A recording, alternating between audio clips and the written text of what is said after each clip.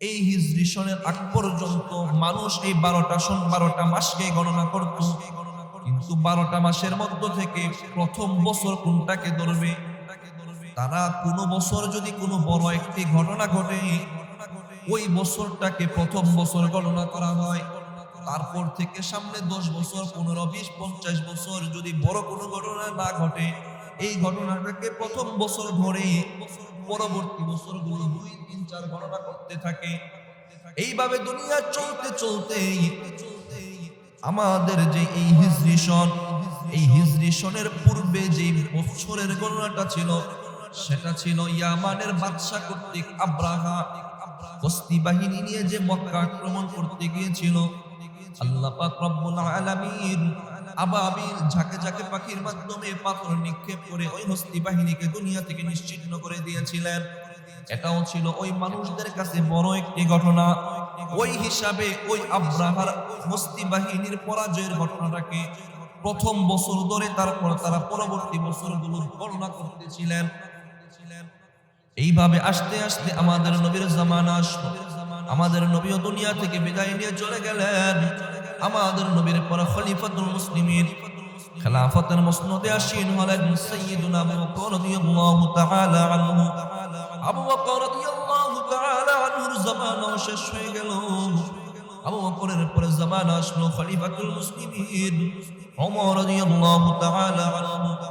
ওমর রাদিয়াল্লাহু তাআলা আনহু 1 বছর, 2 বছর, 5টা বছর খেলাফত চালাইলেন। পঞ্চম বছরে একটা প্রয়োজন দেখা দিল। কিছু প্রয়োজনের ভিত্তিতে মাস এবং সনের গণনার প্রয়োজন দেখা দিল। কি সেই প্রয়োজন? ইবনে সামারাকান্দি রাহিমাহুল্লাহ বলেন, আল্লাহর নবীর একজন সাহাবী আবু মুসা আশআরী রাদিয়াল্লাহু তাআলা আনহু ওমর ফারুক রাদিয়াল্লাহু তাআলা আনহুর কাছে চিঠি লিখলেন। ইন্নাহু তা'তিনা মিনকা কুতুবুন লাইসা লাহা তারিখ। আবু মুসা আশআরী রাদিয়াল্লাহু তাআলা আনহু ওমর রাদিয়াল্লাহু তাআলা আনহুর কাছে চিঠি লিখলেন, আমরা আপনার কাছে যে সমস্ত পত্র পাঠাই, এই পত্রের মাঝে একটা তারিখ, একটা সন, একটা মাসের গণনা থাকা দরকার, কিন্তু আমরা এগুলো কিছুই লিখতে পারতেছি না। একটা তারিখের গণনা শুরু করা দরকার, একটা বছর, একটা তারিখ শুরু করা দরকার। এই একটা প্রেক্ষাপট। আরো একটা প্রেক্ষাপট দাঁড়িয়ে যায়। খলিফাতুল মুসলিমিন ওমর রাদিয়াল্লাহু তাআলা আনহুর কাছে একদিন একটা দলিল পেশ করা হলো। ওই দলিলের মাঝে মাসের নাম লেখা ছিল শাবান মাস, কিন্তু কোন বছরের শাবান মাস সেটা নাই। এই বছরের শাবান নাকি আগের বছর, না পরের বছর, না 5 বছর আগের, কোন বছরের শাবান মাস সেটা লেখা নাই। প্রয়োজন দেখা দিল একটা বছরের গণনা শুরু করা হবে। এখন থেকে একটা বছরের গণনা শুরু করা হবে, যেই বছর থেকে প্রথম বছর ধরে পরবর্তীগুলোকে 2-3 ধরা হবে। এই প্রয়োজনীয়তার ভিত্তিতে ওমর রাদিয়াল্লাহু তাআলা আনহু পরামর্শ সভা ডাকলেন। ও আল্লাহর নবীর সাহাবীরা, আপনারা সবাই পরামর্শ দেন, আমরা একটি বছরের গণনা শুরু করব। কোন দিন থেকে শুরু করা যায়, কিভাবে শুরু করা যায়? পরামর্শের ভিত্তিতে এক সাহাবী সাদ ইবনে আবি ওয়াক্কাস রাদিয়াল্লাহু তাআলা আনহু পরামর্শ দিলেন, যদি আপনি বছরের গণনা শুরু করেন, যেই বছর নবীজি সাল্লাল্লাহু আলাইহি ওয়াসাল্লাম দুনিয়া থেকে ইন্তেকাল করেছেন, ওই দিনটা বড় একটা দিন, নবী দুনিয়া থেকে বিদায় নিয়েছেন, ওই দিনটাকে প্রথম দিন ধরে পরবর্তী দিনগুলোকে, পরবর্তী বছরগুলোকে আপনি দ্বিতীয় বছর ধরেন। মাসের গণনা, বছরের গণনা শুরু করেন। রাসূলের মৃত্যুর বছরটাকে প্রথম বছর ধরেন। মত আসলো একটা। এবার আরেকজন সাহাবী তালহা ইবনে জুবাইর রাদিয়াল্লাহু তাআলা আনহু পরামর্শ দিলেন, নবীজির নবুয়ত এটা হলো আরো বড় বিষয়। নবীকে আল্লাহ নবুয়তের মাধ্যমে মর্যাদা দান করেছেন। এজন্য আমরা যদি বছরের গণনা শুরু করি, নবুয়তের বছরটা দিয়ে শুরু করাটা উত্তম হবে। তালহা ইবনে জুবাইর রাদিয়াল্লাহু তাআলা আনহু পরামর্শ দিলেন, নবুয়তের বছরকে প্রথম বছর ধরা হোক। গেল 2টা পরামর্শ। 3 নাম্বার পরামর্শ আলী মুরতাজ রাদিয়াল্লাহু তাআলা আনহু পরামর্শ দিলেন, নবীজি সাল্লাল্লাহু আলাইহি ওয়াসাল্লাম মক্কা থেকে সাহাবায়ে কেরামদেরকে যেই বছর যেই মাসে হিজরত করিয়েছেন, ওই হিজরতের সনটাকে প্রথম সন ধরা হোক। তারপর থেকে 1-2 সন ধরা 2-3 সন ওইভাবে ধারাবাহিক দেব। এইভাবে সনের হিসাব করলে সুন্দর হয়। পরামর্শ 3টা। 4 নম্বর পরামর্শ কেউ বললেন রাসূল সাল্লাল্লাহু আলাইহি ওয়াসাল্লাম যেই মাসে যেই বছর জন্মগ্রহণ করেছেন ওই বছরটাকে প্রথম বছর ধরা হোক। 4টা মত হয়ে গেল। রাসূলের মৃত্যু থেকে প্রথম বছর, নবুয়তের সাল থেকে প্রথম বছর, হিজরতের সাল থেকে প্রথম বছর, রাসূলের জন্ম থেকে প্রথম বছর। ইবনে সামারকান্দি রাহিমাহুল্লাহ বলেন এই 4টা মত ওমর রাদিয়াল্লাহু তাআলা আনহু শুনলেন, শুনে চিন্তা করলেন সবচেয়ে কোন মতটাকে প্রাধান্য দেয়া যায়। এজন্য যিনি আমির হবেন খলিফায়ে সালা তিনি দিচ্ছেন। ওমর রাদিয়াল্লাহু তাআলা আনহু সর্বশেষ চিন্তা করে দেখলেন আলী রাদিয়াল্লাহু তাআলা আনহু যেই চিন্তাটা করেছেন, যেই বছর থেকে বছরের সূচনার কথা বলেছেন ওইটাই সুন্দর। আলী রাদিয়াল্লাহু তাআলা আনহুর মতটাকেই তিনি গ্রহণ করলেন। বাস আলী রাদিয়াল্লাহু আনহুর কথাটাই গ্রহণ হয়েছে যে হিজরতের সন থেকে প্রথম বছর গণনা করা হবে। এবার মাস তো জানি বছরের শুরু থেকে 12টা, দুনিয়ার শুরু থেকে 12টা। এবার হিজরতের সন থেকে যদি প্রথম বছর ধরা হয় তাহলে প্রথম মাস কোনটারে ধরব? প্রথম মাস কোনটাকে ধরব? এটা নিয়েও দেখা যায় মতভেদ। এক একজন সাহাবী এক এক মাসের কথা বলতেছেন। কেউ মুহররমের কথা, কেউ রজবের কথা, কেউ রমাদানের কথা। খলিফাতুল মুসলিমিন ওমর আবার পরামর্শ সভা ডাকলেন। কে আছো পরামর্শ দাও, কোন মাসকে প্রথম মাস ধরা যায়? হিজরতের সন থেকে প্রথম বছর গণনা করা হবে। মাস তো 12টা, দুনিয়ার শুরু লগ্ন থেকেই আছে, কোন মাসটা প্রথম মাস ধরা যায়? আল্লামা বদরুদ্দিন আইনি রাহিমাহুল্লাহ বলেন আব্দুর রহমান ইবনে আউফ রাদিয়াল্লাহু তাআলা আনহু প্রথমে পরামর্শ দিলেন খলিফাতুল মুসলিমিন আপনি রজব মাসটাকে প্রথম মাস ধরেন। রজব মাস প্রথম মাস ধরেন। কারণ কি কারণে রজব মাসকে প্রথম মাস ধরা হবে? কারণ হলো আল্লাহ পাক রব্বুল আলামিন কোরআনে যে ঘোষণা করেছেন আল্লাহর লৌহে মাহফুজে মাসের সংখ্যা 12টা। এই 12টা মাসের মধ্যে আল্লাহ আবার আয়াতের শেষে 4টা মাসকে সম্মানিত মাস ঘোষণা করেছেন। হাদিসে নবীজি সাল্লাল্লাহু আলাইহি ওয়াসাল্লাম ওই 4টা মাসের নাম বলে দিয়েছেন। ওই 4টা মাস ছিল জিলহজ। এজন্য প্রথম মাস এটা হওয়া যুক্তিযুক্ত। পরামর্শ আসলো প্রথম মাস হবে রজব। একজন সাহাবী পরামর্শ দিলেন, দ্বিতীয় সাহাবী তালহা ইবনে জুবাইর রাদিয়াল্লাহু তাআলা আনহু পরামর্শ দিলেন খলিফাতুল মুসলিমিন আমার মনে হয় রমাদান মাসটাকে প্রথম মাস ধরলে ভালো হয়। আল্লাহ তাআলা এই মাসটাকে অনেক মর্যাদা দিয়েছেন, সম্মান দিয়েছেন। এই মাসের মাঝে শবে কদর আছে, এই মাসে আল্লাহ কোরআন নাজিল করেছেন। এজন্যই রমাদানটাকে প্রথম মাস ধরলে ভালো হয়। তালহা ইবনে জুবাইর রাদিয়াল্লাহু তাআলা আনহু এই পরামর্শ দিলেন। 3 নম্বরে পরামর্শের জন্য আসলেন সাইয়্যিদুনা আলী রাদিয়াল্লাহু তাআলা আনহু। এবারও আলী রাদিয়াল্লাহু তাআলা আনহু এসে পরামর্শ দিচ্ছেন খলিফাতুল মুসলিমিন আমার মনে হয় মুহররম মাসটাকে প্রথম মাস ধরলে ভালো হয়। কেন মুহররম মাসকে প্রথম মাস ধরলে ভালো হয়? কারণ হলো আল্লাহর নবী সাল্লাল্লাহু আলাইহি ওয়াসাল্লাম যেই মাসে সাহাবায়ে কেরামদেরকে দিয়ে হিজরতের সূচনা করেছিলেন ওই মাসটা ছিল মুহররম মাস। ওই মাসটা ছিল মুহররম মাস। সুতরাং বছরের গণনা যেহেতু হিজরত থেকে শুরু হবে, নবীজির হিজরত থেকে, মাসটাও যেই মাসে নবী এবং সাহাবায়ে কেরাম সবাই হিজরত করেছে ওই মাস থেকে গণনা শুরু করেন।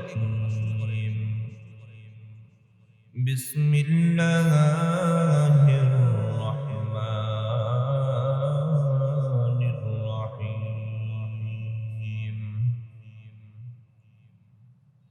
ইন্না ইদ্দাতাশ শুহুরি ইনদাল্লাহি 12 শাহরান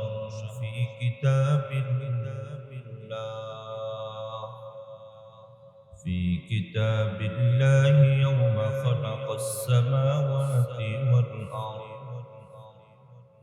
সাদাকাল্লাহু মাওলানাল আযীম ওয়া সাদাকা রাসূলুহুন নাবিয়্যুল কারীম ওয়া নাহনু আলা যালিকা মিনাশ শাহিদিনা ওয়াশ শাকিরিন ওয়ালহামদুলিল্লাহি রাব্বিল আলামিন। اللهم صل على محمد وعلى آل محمد كما صليت على إبراهيم وعلى آل إبراهيم إنك حميد مجيد اللهم بارك على محمد وعلى آل محمد كما باركت على إبراهيم وعلى آل إبراهيم إنك حميد مجيد سبحانك لا علم لنا إلا ما علمتنا إنك أنت العليم الحكيم الحمد لله আল্লাহ রাব্বুল আলামিনের নিঃসন্দেহ দরবারে অসংখ্য গণিত শুকরিয়া যে আল্লাহ রাব্বুল আলামিন আমাদেরকে অত্যন্ত দয়া করে মায়া করে মহব্বত করে ভালোবেসে দুনিয়ার এই নাজুক করুণ হালতে যেখানে একটা মুহূর্ত ঈমান নিয়ে বাঁচা মুশকিল, সকালে ঈমান নিয়ে বের হলে সন্ধ্যায় ঈমান নিয়ে ঘুরে ফেরার কোনো নিশ্চয়তা নেই, এমন একটা জামানায়, ফিতনা ফাসাদের জামানায় আল্লাহ রাব্বুল আলামিন আমাদেরকে তার হুকুম, তার বিধান, জুমার নামাজ আদায়ের জন্য আল্লাহ তার ঘরে আমাদেরকে আগে আগে আসার বসার তৌফিক দান করেছেন। এই জন্য রবের দরবারে অন্তরের অন্তঃস্থল থেকে দিলের জবানে একই বাক্যে সকলেই কালিমাতুশ শুকর একবার পাঠ করি, আলহামদুলিল্লাহ। মুহতারাম হাজিরিন, সম্মানিত মুসল্লিয়ান ইকরাম,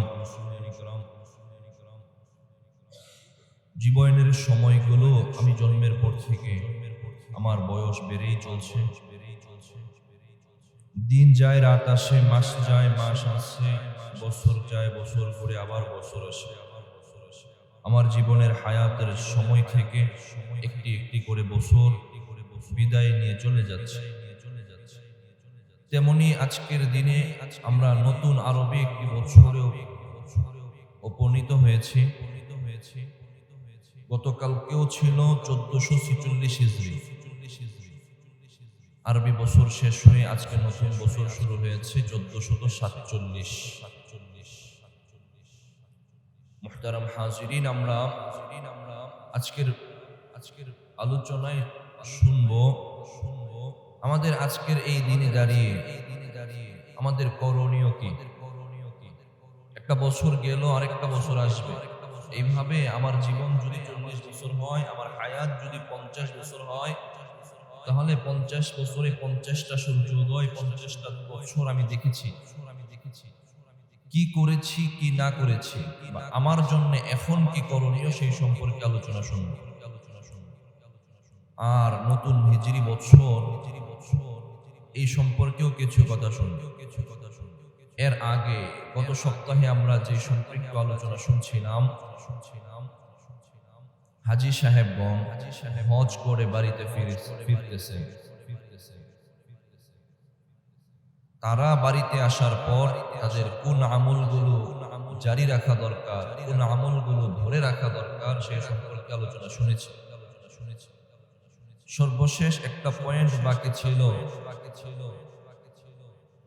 পয়েন্টটুকু ছিল হাজী সাহেবগণ যারা আমরা ইতিপূর্বে হজ করেছি, তারা যেন হজ করে যে মর্যাদা অর্জিত হয়েছে, এই মর্যাদা যেন তারা নষ্ট না করে দেয়। আপনি অনেক চড়াই উতরায় পার হয়ে, অনেক শ্রমের বিনিময়ে, অনেক অর্থের বিনিময়ে, অনেক কষ্টের মাধ্যমে আপনি হজ করে আসছেন। যেমন কষ্ট হয়েছে আল্লাহ আপনাকে তেমন সওয়াবও দিয়েছেন। এখন হজ করে আসার পর যেন এই মর্যাদাটা আমরা নষ্ট না করে দেই। হজ করে আসছেন, আসার পরেও আপনি সুদের লিপ্ত আছেন। হজ করে আসছেন, আসার পরেও আপনি আগে যে গুনাহগুলো করতেন ওগুলো করতেছেন।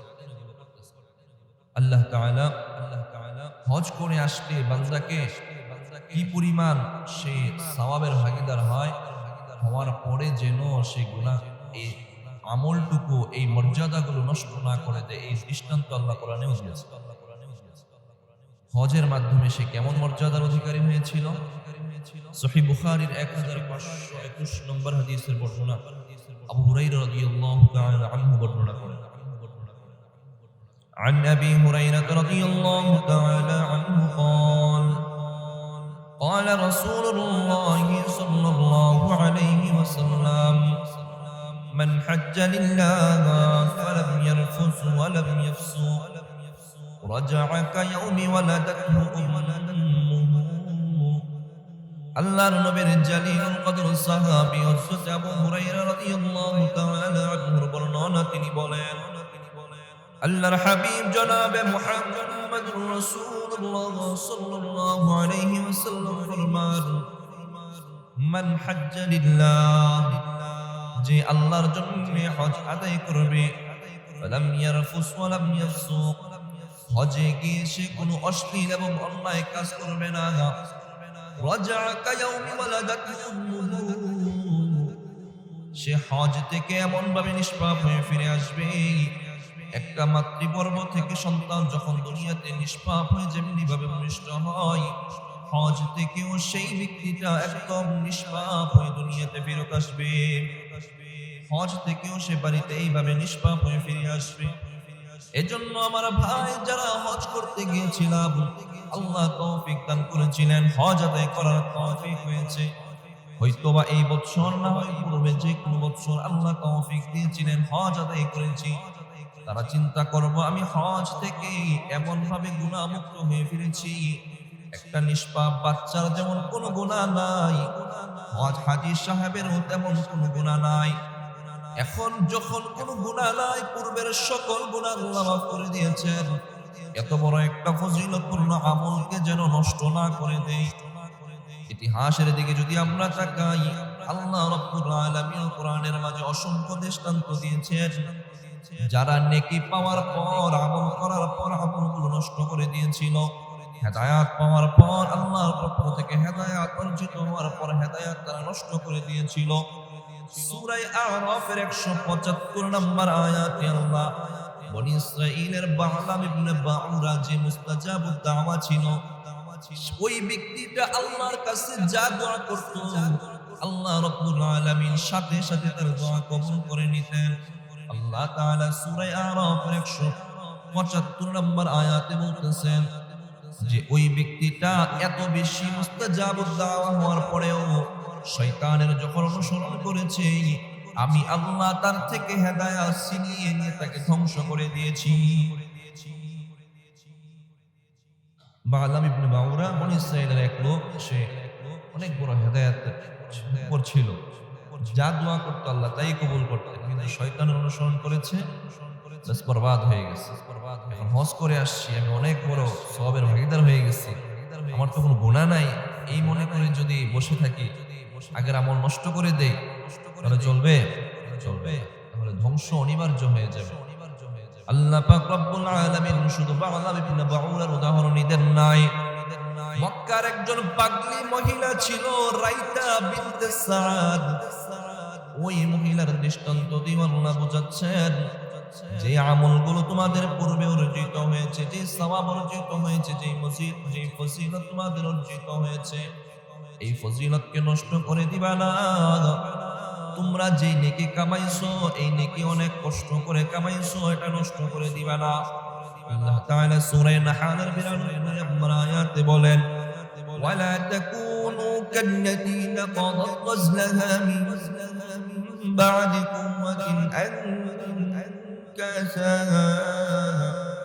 আল্লাহ বলেন, ওয়ালা তাকুনু কাল্লাতী নাকাদাত গজলাহা, ওই মহিলার মতো হইও না যে মহিলা অনেক কষ্ট করে সুতা পাকায়, সুতার পিন্ডিলিতে সুতা পাকায়, অনেক কষ্ট হয়, ধীরে ধীরে হাত দিয়ে পাকাচ্ছে, সুতা পাকাচ্ছে, সুতা পাকানোর পর এই সুতাটাকে যদি ব্লেড দিয়ে কেটে ফেলা হয়, পাকাইতে যে সময় কাটতে কি সমান সময়, পাকাইতে অনেক কষ্ট হয়েছে, হাত দিয়ে যারা সুতা পাকায় অনেক কষ্ট হয়েছে, কেচি দিয়ে অথবা ব্লেড দিয়ে যদি কেটে ফেলা হয় এক মুহূর্তের দরকার, সাথে সাথে নষ্ট হয়ে যাবে, কাটা হয়ে যাবে। আল্লাহ কোরআনে ওই মক্কার রাইতা বিনতে সাদ, ওই মহিলা ও সুতা পাকাইতো, পাগল হওয়ার কারণে আবার সুতা নিজেই কেটে ফেলতো। আল্লাহ উজ্জ্বল একটা দৃষ্টান্ত দিয়ে বোঝাচ্ছেন, কষ্ট করে সুতা পাকানোর পর সুতাটা কেটে দেওয়া যেমন বরবাদি কোনো কাজ আসে না, ঠিক তেমনি ভাবে বান্দা তুমি যখন কোনো একটা নেকি অর্জিত হলো, কোনো একটা নেকির কাজ করলা, আমল করলা, আমল করার পর এই আমলটাকে অন্য কোনো গুনাহের মাধ্যমে আমলটা নষ্ট করে দিবা না। হজের মতো একটা বড় মহৎ কাজ করে আসছেন, আমল করছেন, হজ ছাড়াও আরো যত আমল করেন, করার পর আরেকটা গুনাহ যখন করা হয় তখন পূর্বের আমলটা নষ্ট করে দেওয়ার মতো হয়ে যায়। আল্লাহ তাআলা আমাদেরকে, যাদেরকে হজ করার তৌফিক দিয়েছেন, তারা যেন এই মর্যাদার উপর বহাল থাকতে পারি, আল্লাহ যেন আমাদেরকে বহাল রাখেন। সকলেই বলেন আমিন।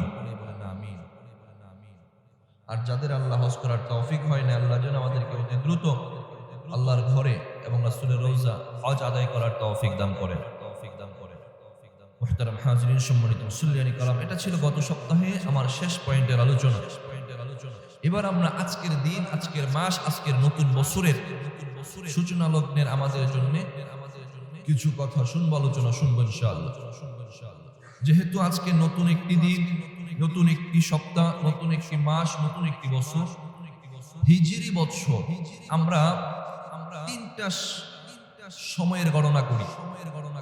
ইংরেজি এটা বহুল প্রচলিত, আরবি এটা আমাদের আমলের ক্ষেত্রে দরকার, আর হলো বাংলা। আমার বাংলাদেশিরা এটা বাংলাটাও ব্যবহার করে থাকে, কিন্তু বাহির বিশ্বে বা অন্য কোনো দেশ এটা করে না। পুরো পৃথিবীতে দুইটা বছর প্রচলিত আছে, একটা হলো ইংরেজি আর একটা হলো আরবি। ইংরেজি, বাংলা সাথে সাথে আরো যত মাসের গণনা আছে, বাৎসরিক গণনা আছে, এইগুলো গণনা করার দ্বারা আপনার ফুল পরিমাণ ফায়দা হবে, নেকি হবে, কোনো নেকি নেই, বরঞ্চ আরো এগুলো পালন করা নিষেধ। বিপরীতে হিজরি সন, হিজরি মাস, চন্দ্র মাসের হিসাব করা, হিসাব রাখা, চাঁদ গণনা করা, চাঁদ দেখা, এটা সুন্নত। এজন্য মুহতারাম আমার ভাই, আজকে আমরা এই হিজরি সনটা কিভাবে সূচনা হলো, কোথা থেকে আসলো, সে সম্পর্কে ইনশাআল্লাহ আলোচনা শুনি। এই যে মাস 12টা, এটা একদম দুনিয়ার শুরু লগ্ন থেকে ছিল 12টা, কিন্তু বছরের গণনাটা কবে থেকে শুরু হবে, মানে প্রথম বছর কোনটা? আজকে ইংরেজি 2024-25, আরবি 1447। দুনিয়ার বয়স কি 2025 বছর? দুনিয়ার বয়স কি আরবি হিসাবে 1447 বছর? তাহলে এর আগে আর বছর ছিল। আল্লাহ বলতেছেন মাসের সংখ্যা দুনিয়ার শুরু থেকে, তাহলে বোঝা যায় শুরুর যে মাসটা এটা পাল্টাপাল্টি হতো, এটা এক এক সময় এক একটা হতো। এখন যে হিজরি সনটা ধরা হয়েছে, এটা কবে থেকে ধরা হলো বা কিভাবে ধরা হলো? ধরলে মুহররমকে কেন প্রথম মাস দিল? অন্যগুলো তো দিতে পারে। মাস তো 12টাই আল্লাহ, মুহররমও আল্লাহ, সফরও তো আল্লাহর নাকি? আরো মুহররমের যে দামি মাস আছে রমজান, মুহররমের চেয়ে দামি। কেন মুহররমকে দিল? চলুন আলোচনা সেটা শুনি। এক নম্বর পয়েন্টে চলুন আজকে এই হিজরি সনের প্রবর্তনের সূচনার ইতিহাসটুকু জানব। আল্লাহ তাআলা সূরা তাওবার 36 নম্বর আয়াতে বলেন, বিসমিল্লাহির রহমানির রহিম, ইন্না ইদ্দাতাশ শুহুরি ইনদাল্লাহি 12 শাহরান ফি কিতাবিল্লাহ। আল্লাহ বলেন, ইন্না ইদ্দাতাশ শুহুরি ইনদাল্লাহি 12 শাহরান, নিশ্চয় আল্লাহ পাক রব্বুল আলামিনের কাছে মাসের সংখ্যা 12টা। দুনিয়ার শুরু লগ্ন থেকে আল্লাহর কাছে মাসের সংখ্যা হলো 12টা। শুধু দুনিয়ার শুরু লগ্ন থেকে নয়, লৌহে মাহফুজে আল্লাহর কাছে যে মাসের সংখ্যার গণনা আছে, ওখানে মাসের সংখ্যা 12টা। এই 12টা মাসের মধ্য থেকে আমরা যে হিজরি সন গণনা করি, এই হিজরি সনের আগ পর্যন্ত মানুষ এই 12টা মাসকে গণনা করত, কিন্তু কিন্তু 12টা মাসের মধ্য থেকে প্রথম বছর কোনটাকে ধরবে? তারা কোনো বছর যদি কোনো বড় একটি ঘটনা ঘটে, ওই বছরটাকে প্রথম বছর গণনা করা হয়। তারপর থেকে সামনে 10 বছর, 15, 20, 50 বছর যদি বড় কোনো ঘটনা না ঘটে, এই ঘটনাটাকে প্রথম বছর ধরে পরবর্তী বছরগুলো 2, 3, 4 গণনা করতে থাকে। এইভাবে দুনিয়া চলতে চলতে আমাদের যে এই হিজরি সন, এই হিজরি সনের পূর্বে যে বছরের গণনাটা ছিল, সেটা ছিল ইয়ামানের বাদশা কর্তৃক আব্রাহা হস্তি বাহিনী নিয়ে যে মক্কা আক্রমণ করতে গিয়েছিল। আল্লাহ পাক রব্বুল আলামিন আবাবিল ঝাঁকে ঝাঁকে পাখির মাধ্যমে পাথর নিক্ষেপ করে ওই হস্তি বাহিনীকে দুনিয়া থেকে নিশ্চিহ্ন করে দিয়েছিলেন। এটাও ছিল ওই মানুষদের কাছে বড় একটি ঘটনা। ওই হিসাবে ওই আব্রাহার হস্তি বাহিনীর পরাজয়ের ঘটনাটাকে প্রথম বছর ধরে তারপর তারা পরবর্তী বছরগুলো গণনা করতেছিলেন। এইভাবে আস্তে আস্তে আমাদের নবীর জামানা আসলো। আমাদের নবীও দুনিয়া থেকে বিদায় নিয়ে চলে গেলেন। আমাদের নবীর পর খলিফাতুল মুসলিমিন খেলাফতের মসনদে আসীন হলেন সাইয়্যিদুনা আবু বকর রাদিয়াল্লাহু তাআলা আনহু। আবু বকর রাদিয়াল্লাহু তাআলা আনহুর জামানা শেষ হয়ে গেল। আবু বকরের পরে জামানা আসলো খলিফাতুল মুসলিমিন ওমর রাদিয়াল্লাহু তাআলা আনহু। ওমর রাদিয়াল্লাহু তাআলা আনহু 1 বছর, 2 বছর, 5টা বছর খেলাফত চালাইলেন। পঞ্চম বছরে একটা প্রয়োজন দেখা দিল। কিছু প্রয়োজনের ভিত্তিতে মাস এবং সনের গণনার প্রয়োজন দেখা দিল। কি সেই প্রয়োজন? ইবনে সামারাকান্দি রাহিমাহুল্লাহ বলেন, আল্লাহর নবীর একজন সাহাবী আবু মুসা আশআরী রাদিয়াল্লাহু তাআলা আনহু ওমর ফারুক রাদিয়াল্লাহু তাআলা আনহুর কাছে চিঠি লিখলেন, ইন্নাহু তা'তিনা মিনকা কুতুবুন লাইসা লাহা তারিখ। আবু মুসা আশআরী রাদিয়াল্লাহু তাআলা আনহু ওমর রাদিয়াল্লাহু তাআলা আনহুর কাছে চিঠি লিখলেন, আমরা আপনার কাছে যে সমস্ত পত্র পাঠাই, এই পত্রের মাঝে একটা তারিখ, একটা সন, একটা মাসের গণনা থাকা দরকার, কিন্তু আমরা এগুলো কিছুই লিখতে পারতেছি না। একটা তারিখের গণনা শুরু করা দরকার, একটা বছর, একটা তারিখ শুরু করা দরকার। এই একটা প্রেক্ষাপট। আরো একটা প্রেক্ষাপট দাঁড়িয়ে যায়। খলিফাতুল মুসলিমিন ওমর রাদিয়াল্লাহু তাআলা আনহুর কাছে একদিন একটা দলিল পেশ করা হলো। ওই দলিলের মাঝে মাসের নাম লেখা ছিল শাবান মাস, কিন্তু কোন বছরের শাবান মাস সেটা নাই। এই বছরের শাবান নাকি আগের বছর, না পরের বছর, না 5 বছর আগের, কোন বছরের শাবান মাস সেটা লেখা নাই। প্রয়োজন দেখা দিল একটা বছরের গণনা শুরু করা হবে। এখন থেকে একটা বছরের গণনা শুরু করা হবে, যেই বছর থেকে প্রথম বছর ধরে পরবর্তীগুলোকে 2-3 ধরা হবে। এই প্রয়োজনীয়তার ভিত্তিতে ওমর রাদিয়াল্লাহু তাআলা আনহু পরামর্শ সভা ডাকলেন।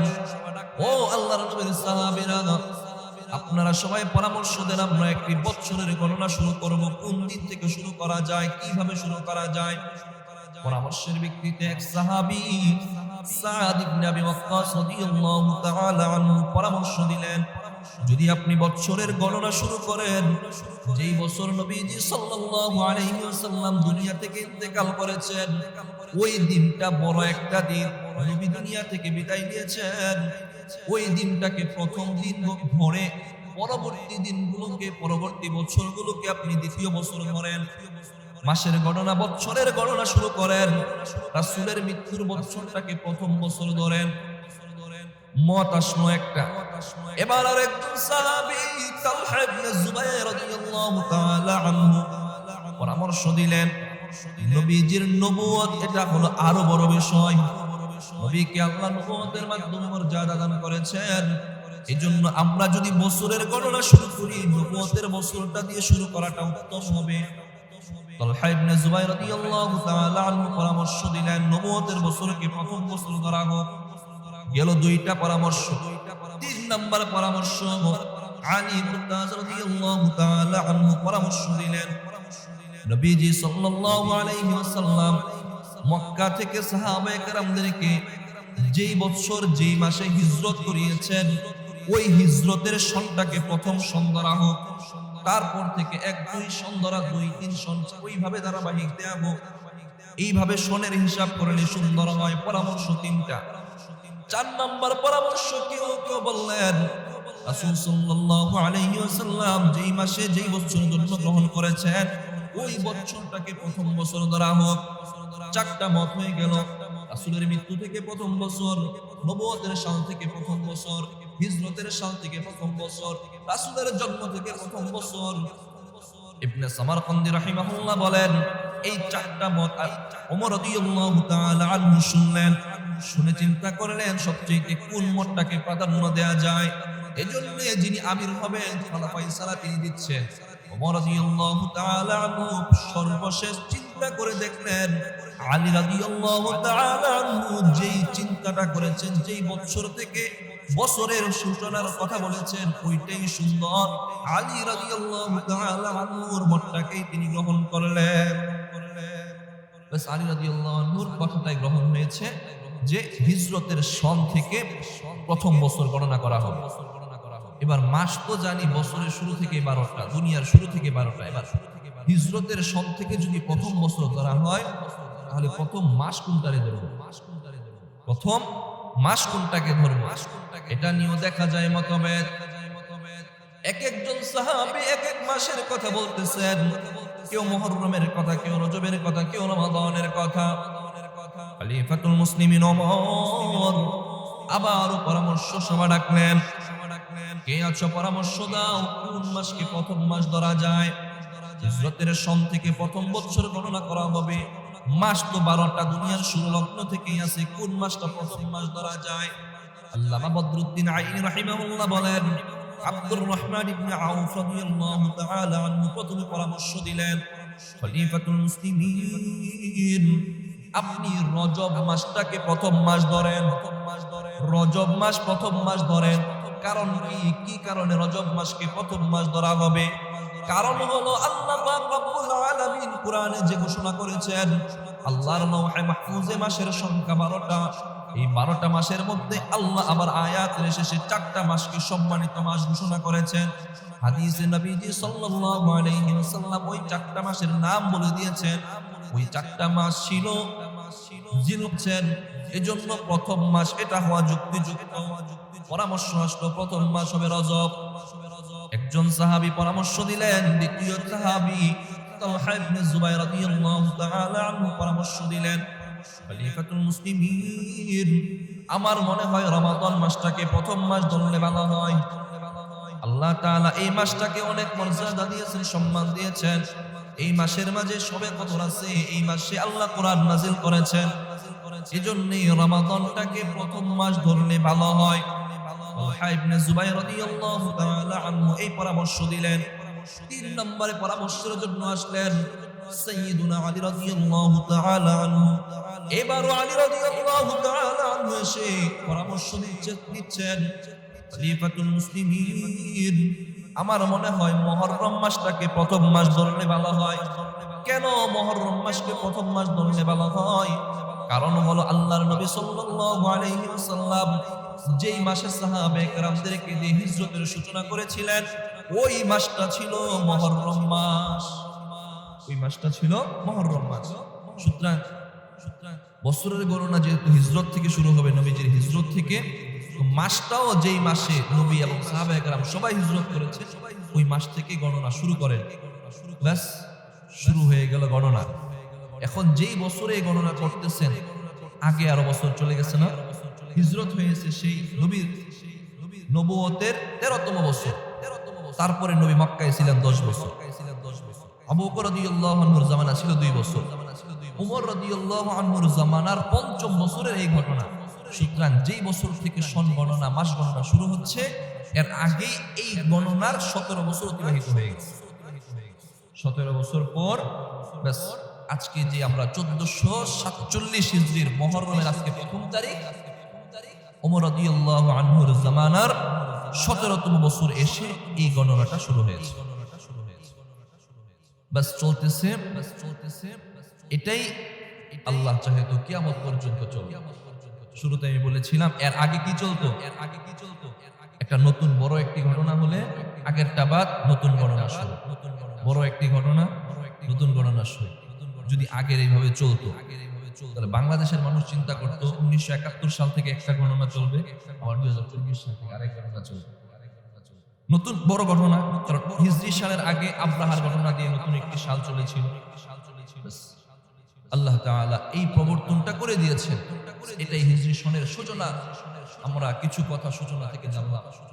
এবার সময় নিয়ে কিছু কথা বলার প্রয়োজন ছিল, কিন্তু সময় নিয়ে কথা বলবো সেই সময়টাই তো আমাদের, হ্যাঁ,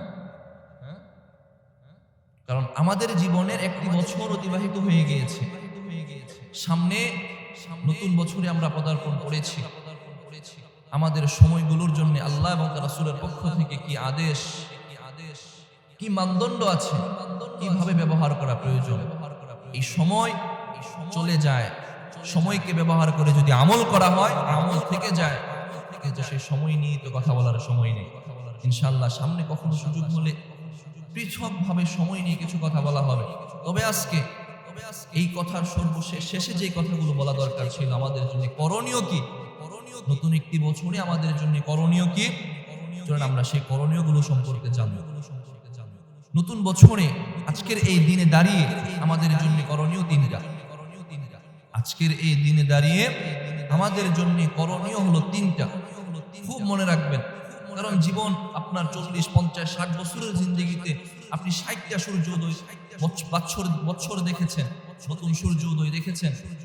জীবনের এই বছরগুলো কেটে গেছে, দেখতে দেখতে এই কিভাবে আপনি মৃত্যুর কোলে ঢলে পড়বেন। কিন্তু আপনার জীবনটা আগের চেয়ে নতুন ভাবে একটু আমলের দিক থেকে সুন্দর হলো কিনা এই চিন্তাটা তো করলেন। যদি চান যে আমার সামনের এই হিজরি বছরটা আগের চেয়ে আমলের দিক থেকে ভালো কাটুক এবং কাটবে ইনশাআল্লাহ, তাহলে এই তিনটি কথা মনে রাখবেন। এক নাম্বার, পিছনের যে বছরটা কাটাইছেন এই বছরটা নিয়ে মুহাসাবা করা, চিন্তা ফিকির করা। ভাই, আমার জীবন থেকে একটি বছর, কতগুলো বছর কাটলো, আমি এই সময়গুলোতে কি কি গুনাহ করলাম, কিভাবে কাটাইলাম, আমার জিন্দেগিটা কিভাবে কাটানো দরকার ছিল। সহিহ বুখারীর সুনানে তিরমিজির 2333 নম্বর হাদিসের বর্ণনা, আব্দুল্লাহ ইবনে ওমর রাদিয়াল্লাহু তাআলা আনহু বর্ণনা করেন, নবী বলতেছেন, দেখো তোমরা দুনিয়াতে এমন ভাবে চলবা, কেমন ভাবে চললে তুমি গুনাহ থেকে মুক্ত থাকতে পারবা। নবী হাদিসে বলতেছেন, عن عبد الله بن عمر رضي الله تعالى عنهما قال قال رسول الله صلى الله عليه وسلم قم في الدنيا كأنك غريب أو عابر سبيل وعد نفسك في أهل القبور। আল্লাহর নবী হযরত মুহাম্মদ মুস্তাফা সাল্লাল্লাহু আলাইহি ওয়াসাল্লাম ফরমান, কুম ফিদ দুনিয়া কান্নাকা গরীব, তুমি দুনিয়াতে এমন ভাবে চলাচল করো যেমন তুমি একটি মুসাফির, আও আবিরু সাবিল, অথবা পথিক। দুনিয়াতে তুমি এমন ভাবে থাকো যেন তুমি একটা মুসাফির অথবা একটা পথিক। একটা পথিক যখন অজানা কোনো পথে চলে, অথবা মুসাফির যখন অজানা কোনো দেশে যায়, সে প্রতিটা কদম চিন্তা করে ফেলে, আমি কোথায় ফেলতেছি, সামনের সময়টা আমার কেমন যাবে, কালকের দিনটা আমি কি করব, এই সময় ওই কাজটা আমার সমাধান হলো কিনা। সে নতুন একটি দেশে গিয়ে মুসাফিরের মতো হয়ে সবার সাথে হাসি তামাশা মতো ফুর্তিতে কাটায় না, অপরিচিত লোকদের সাথে খুব বেছে গুনে কথা বলে, চিন্তা করে কথা বলে। আল্লাহ বলতেছেন, ও আমার বান্দা, দুনিয়াতে আমি আল্লাহ তোমারে পাঠাইলাম, দুনিয়াতে গিয়ে তুমি খেল তামাশাই মতো হয়ে যেও না, তুমি মুসাফিরের মতো পথিকের মতো থাকো। ওয়াউদ্দা নাফসাকা ফি আহলিল কুবুর, তুমি নিজেকে কবরবাসীর অন্তর্ভুক্ত মনে করো। তুমি মনে করো যে তুমি একজন কবরবাসী, তুমি তো কবরের বাসিন্দা, কবরে শুয়ে যাবা, তোমাকে খাটিয়া থেকে নিয়ে শুয়ে কবরের মধ্যে দাফন করিয়ে দেওয়া হবে, বাঁশের তকমা দিয়ে উপরে বালির চাপ দিয়ে অন্ধকার কবরে তোমাকে দাফন করিয়ে দেওয়া হবে। তুমি তো সেই অন্ধকার কবরের বাসিন্দা, দুনিয়াতে কিছু সময়ের জন্য পাঠানো হয়েছে। এই চিন্তা করো কিভাবে তোমার একটি বছর অতিবাহিত হলো। সাইয়্যিদুনা ওমর রাদিয়াল্লাহু তাআলা আনহু সন্তান আব্দুল্লাহ ইবনে ওমর রাদিয়াল্লাহু তাআলা আনহু বিখ্যাত একটি উক্তি বুখারীতে আছে।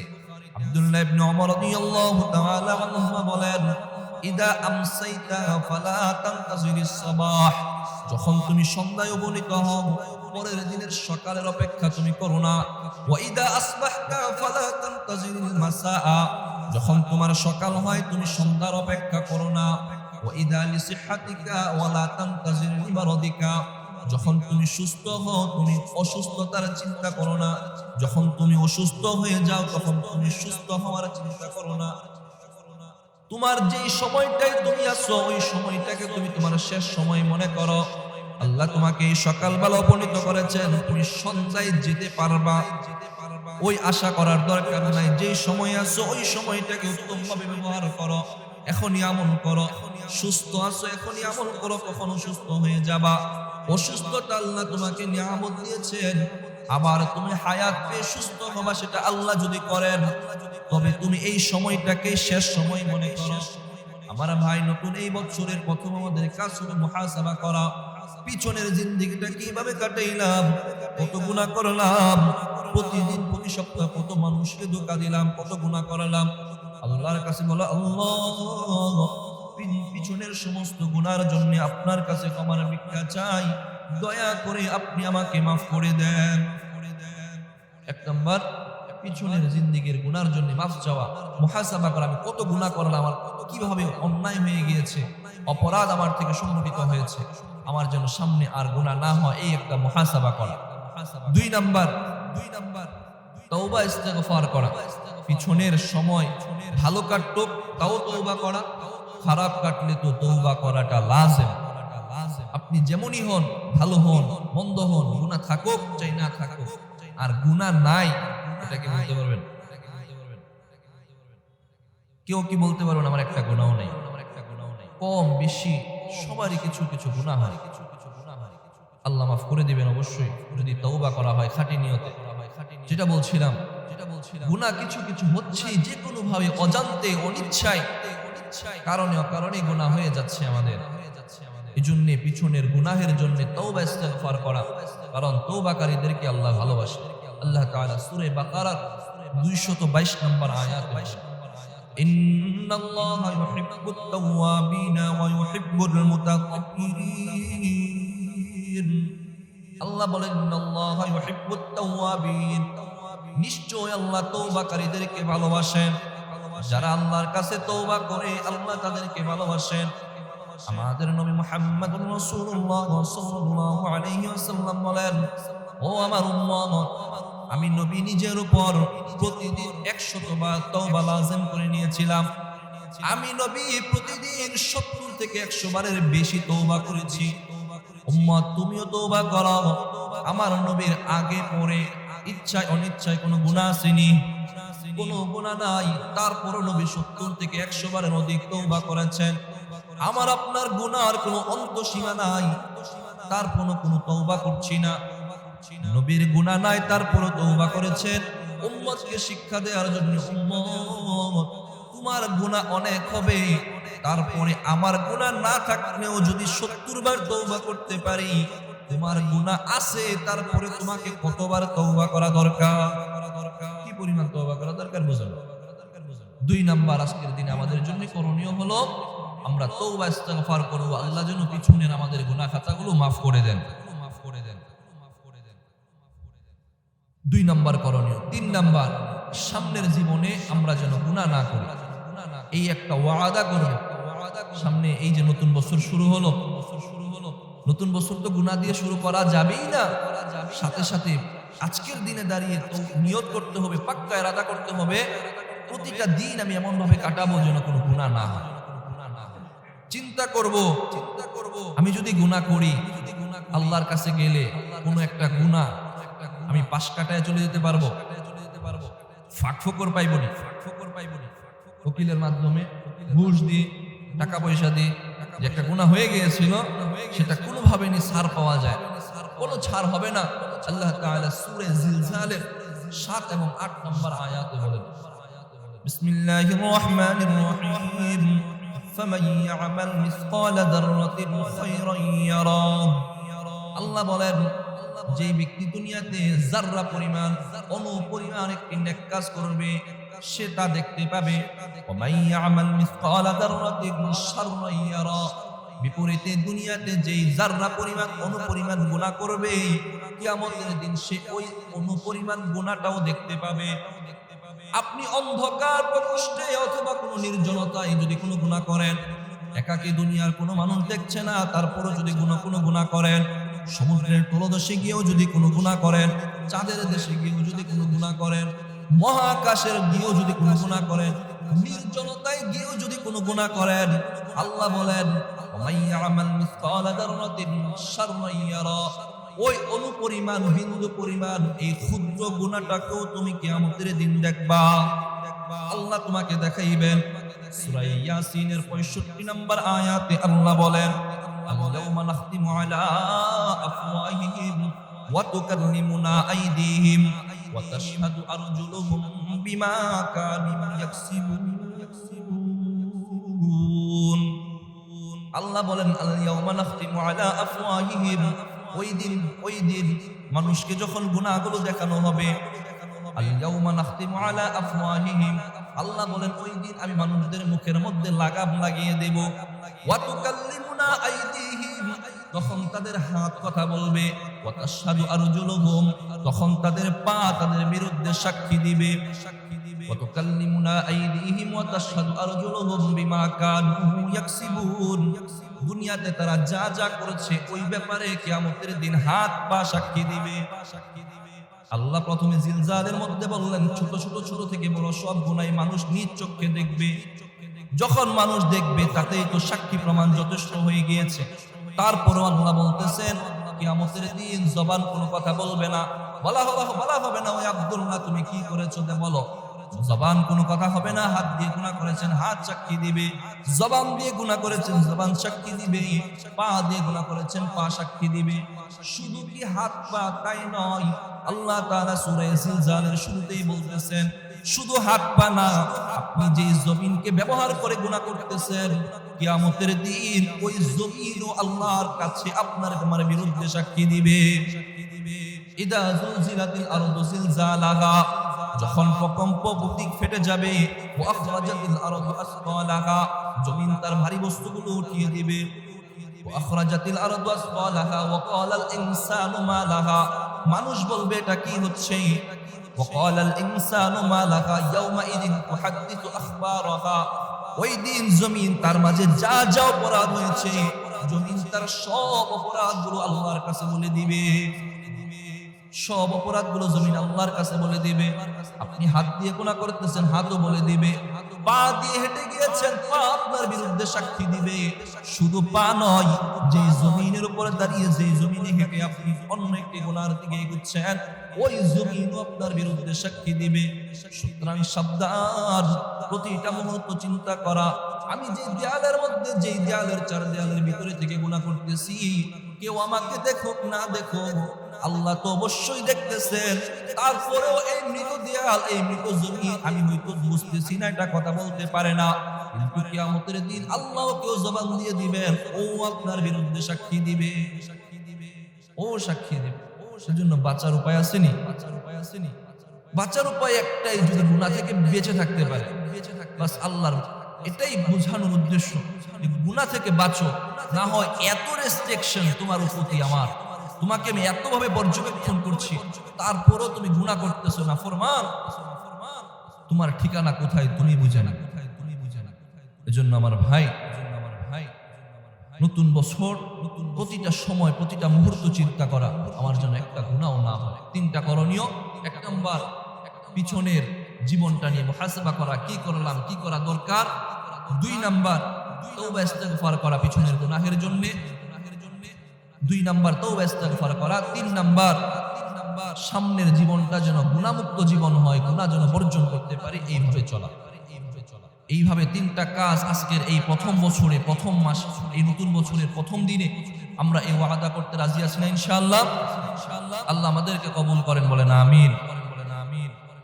সম্মানিত মুসল্লিয়ানি کرام, দেখেন নতুন বছরে আরো একটি স্পেশাল করণীয় আমি আপনাদেরকে শোনাইতে চাই।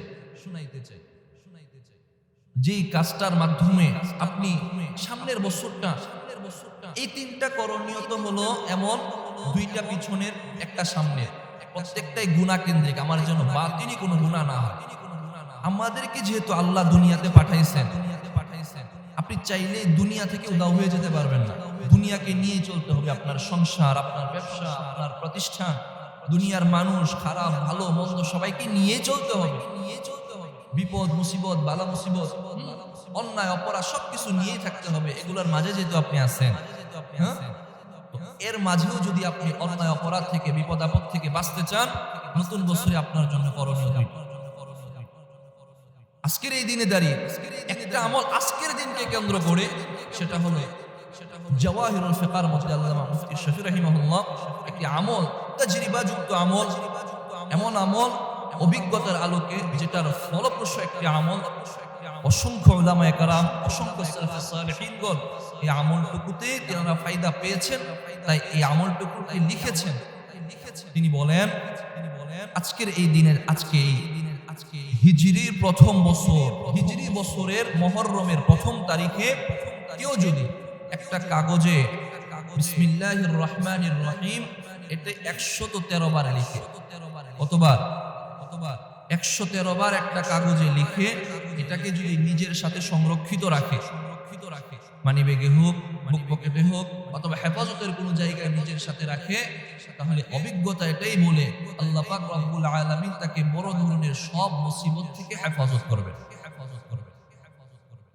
এই আমলটা আজকের এই দিনের আমল, যারা পারবো 113 বার লিখে নিজের সাথে সংরক্ষিত রাখবে।